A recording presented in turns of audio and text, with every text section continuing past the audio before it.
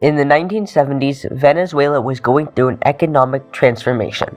One of the richest and fastest growing countries in the entire world, Venezuela was by far the richest and the least corrupt nation in Latin America.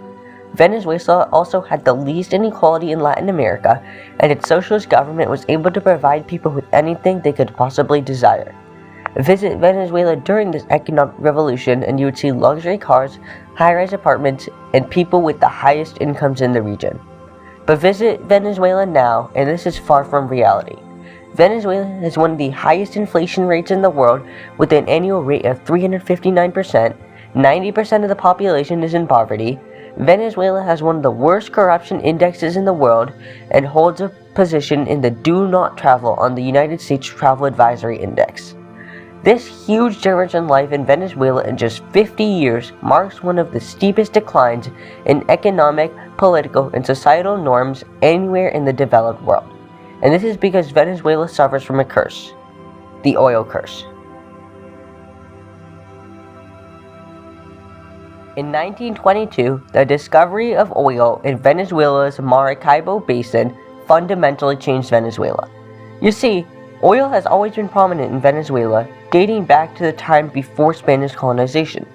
The indigenous people dating back to ancient times used crude oil for medical purpose, and when the Spanish came, they began sending a few barrels of oil back to Spain.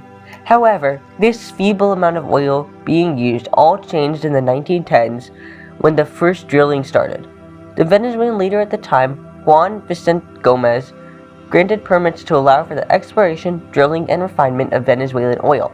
This led to foreign oil corporations stepping in to refine Venezuela's oil.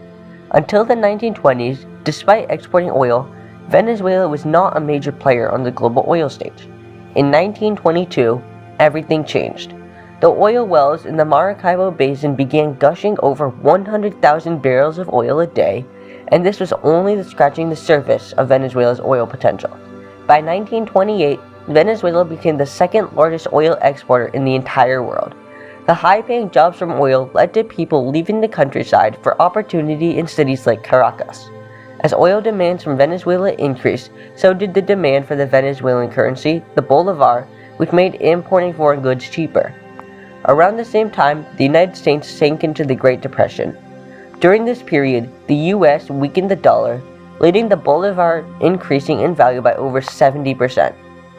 The stronger bolivar led to Venezuelans importing luxury goods like luxury cars and other amenities. People from all over the world began moving to Caracas, the capital of Venezuela, to gain their share of the oil revenue, which increased the cost of living exponentially. To make matters worse, the strong bolivar and everything that Venezuela relied on it for was extremely dependent on the oil industry. Along with all of this, Juan Gomez's seizure of all the oil as state-owned production and revenue was instilled in Venezuelan leaders for decades. This would be the first phase in Venezuela's economic cycle. However, this style of governing wouldn't last forever.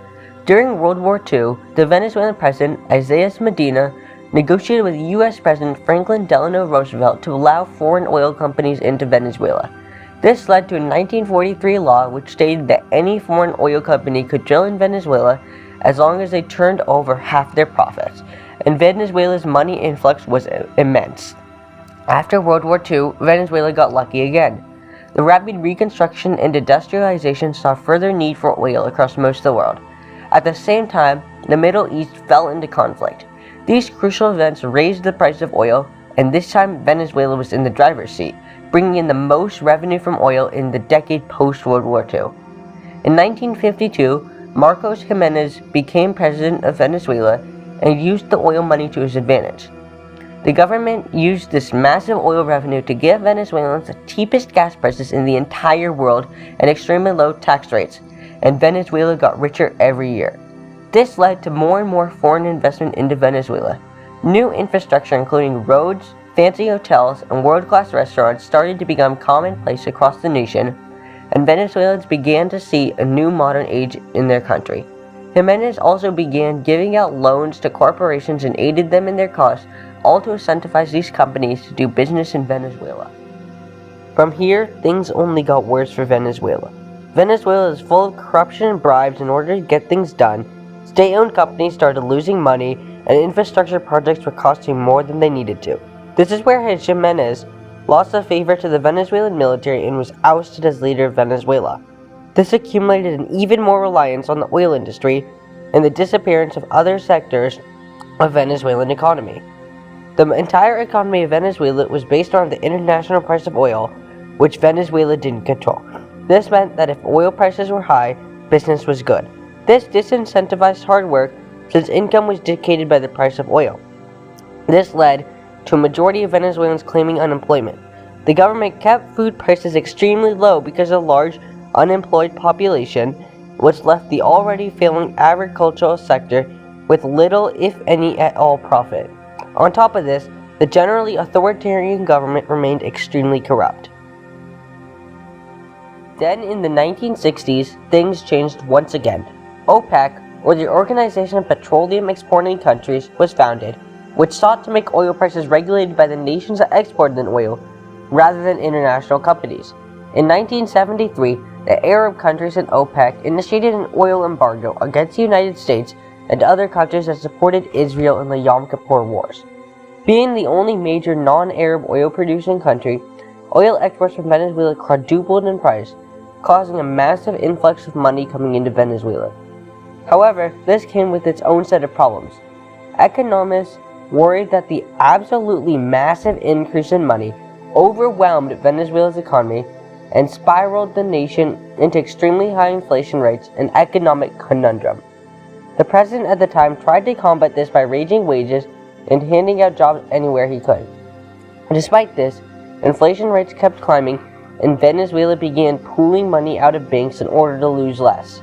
This forced banks to keep loan rates lower than normal, which incentivized people to spend any money they made and to take out loans from the banks, which led to a middle class that made up 60% of Venezuela's population, and people were able to spend more. However, this was the calm before the storm. Businesses became more dependent on government cash to stay afloat, and smaller businesses weren't able to keep up with the costs and ended up going bankrupt. Soon, nearly all of Venezuela's domestic goods were being produced by companies that relied heavily on the Venezuelan government for money. At this point, the Venezuelan government nationalized oil, and as a result, oil companies began pulling out of Venezuela. On top of this, global oil prices began decreasing by the 1980s, resulting in less money entering Venezuela.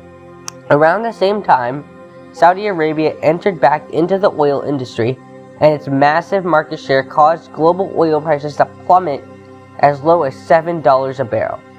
This was bad news for Venezuela. You see, the Venezuelan economy has created a sort of hierarchical triangle. At the bottom were the consumers, who relied on the bolivar for buying goods from companies. In turn, companies relied on the Venezuelan government for money, and the government relied heavily on international oil prices to dictate its revenue. With oil prices decreasing, this entire triangle was thrown into whack. Foreign debt quadrupled, and the Venezuelan government had to dig more into its oil money to pay off the debt. With the amount of foreign currencies coming into Venezuela diminishing rapidly, the value of the bolivar started falling as well. This meant that importing goods into Venezuela became even more expensive, and the cost of living skyrocketed seemingly overnight. The government set a fixed interest rate between the bolivar and the dollar that only served to overvalue the currency. This caused black markets to pop up, which served more favorable exchange rates, and food and other shortages of necessities were commonplace. In 1989, the Venezuelan economy shrunk by a staggering 10%. In order to avoid economic collapse, the Venezuelan president enacted severe economic policies that included raising gas prices and cutting social spending. As a result, the bolivar's value fell by nearly 60%. In just a decade, 10 times the amount of Venezuelans were thrown into poverty than previously. Throughout the 1990s, Venezuela's economy shrunk by another 11%, and inflation reached a high of 100%. Then, in 1998, Venezuela took a socialist turn with the election of Hugo Chavez, whose goal was to improve the lives of Venezuelans. Under Chavez, Venezuela underwent a socialist revolution similar to Cuba and radicalized its constitution. Chavez confiscated hundreds of Venezuelan companies and greatly increased the state's presence in Venezuela. He also revolutionized the oil industry and allowed it to run more independently to attract foreign oil companies to Venezuela once again. This increased oil outputs once again and dramatically increased profits. Just like the 1970s and 80s, Venezuelans once again rushed to exchange the bolivar for stronger currencies like the dollar. As a result, Chavez reduced loan rates and set a fixed price for food. Then, in 2000, Venezuela got just what it needed, a rebirth in oil demand. By early 2008, oil exports from Venezuela rose to as high as about $140 a barrel. As they say though, history often repeats itself. Instead of saving money and putting it towards a more stable and economically secure Venezuela, Chavez initiated a massive social spending spree.